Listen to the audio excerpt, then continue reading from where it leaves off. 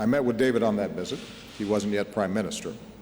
But just as our nations share a special relationship, David and I have shared an extraordinary partnership.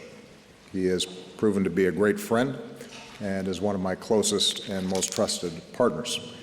Over the 6 years or so that our terms have overlapped, we have met or spoken more times than I can count. We've shared our country's beers with each other. He vouches for his, I vouch for mine. Taken in a basketball game in America. David, I think you should recall we were actually partners in that ping pong game. And we lost to some school children.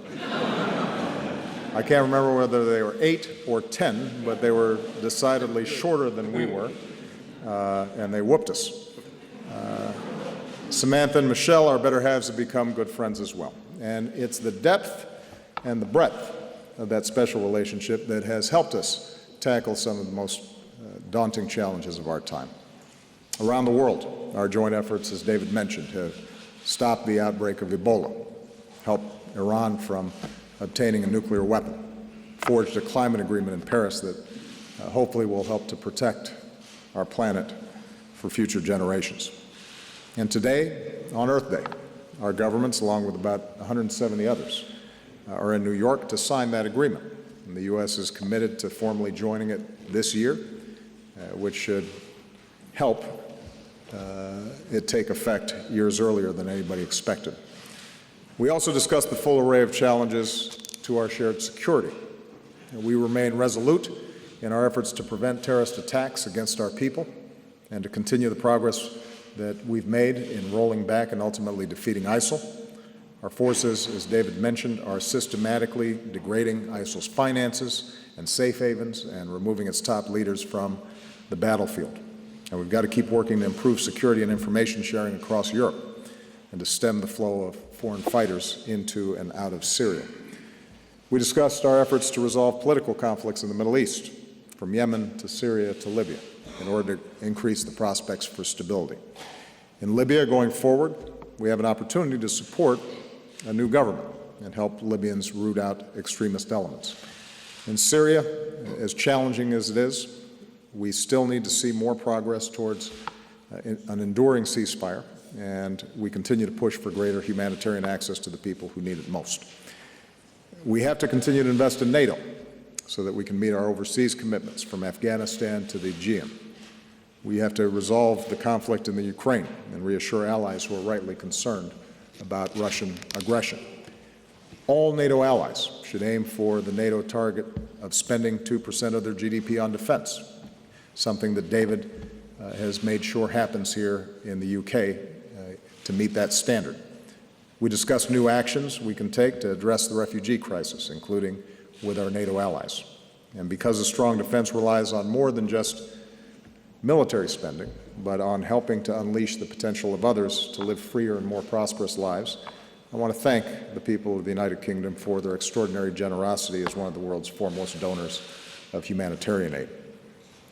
We talked about promoting jobs and stronger growth through increased transatlantic trade and investment so that our young people can achieve greater opportunity and prosperity. And yes, the Prime Minister and I discussed the upcoming referendum here on whether or not the UK should remain part of the European Union. Let me be clear. Ultimately, this is something that the British voters have to decide for themselves. But as part of our special relationship, part of being friends is to be honest and to let you know what I think.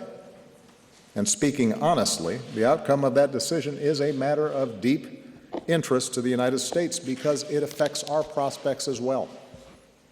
The United States wants a strong United Kingdom as a partner. And the United Kingdom is at its best when it's helping to lead a strong Europe. It leverages UK power to be part of the European Union. As I wrote in the op-ed here today, I don't believe the EU moderates British influence in the world, it magnifies it. The EU has helped to spread British values and practices across the continent. The single market brings extraordinary economic benefits to the United Kingdom.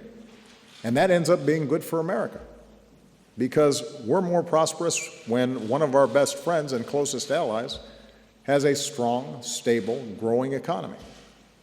Americans want Britain's influence to grow, including within Europe.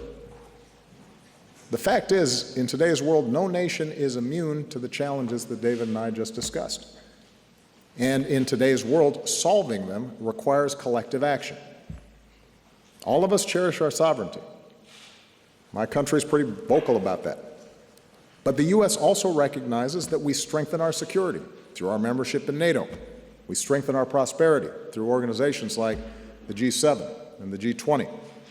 And I believe the UK strengthens both our collective security and prosperity through the EU.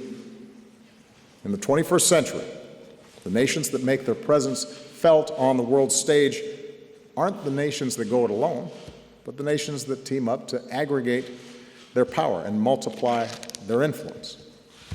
And precisely because Britain's values and institutions are so strong and so sound, we want to make sure that that influence is heard, that it's felt,